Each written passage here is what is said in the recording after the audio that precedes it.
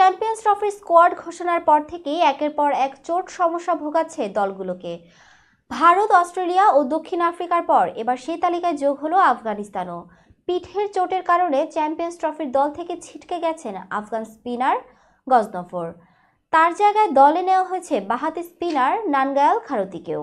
গজনফরের অনুপস্থিতি আফগানিস্তানের জন্য বড় ধাক্কা। মাত্র 11 ওয়ানডে ও একটি টেস্ট খেললেও তিনি ইতোমধ্যেই প্রতিভাবান স্পিনার হিসেবে পরিচিতি পেয়েছিলেন।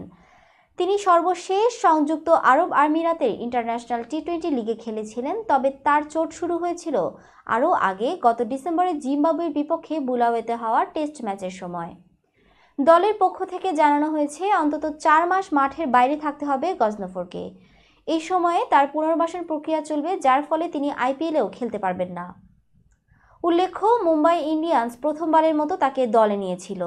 গজনফরের পরিবর্তে দলে যোগ দেওয়া নানগাল খারতি আফগানিস্তানের হয়ে 7টি ওয়ানডে খেলেছেন। তার সর্বশেষ আন্তর্জাতিক ম্যাচ ছিল গত বছরের নভেম্বরে শারজায় বাংলাদেশের বিপক্ষে।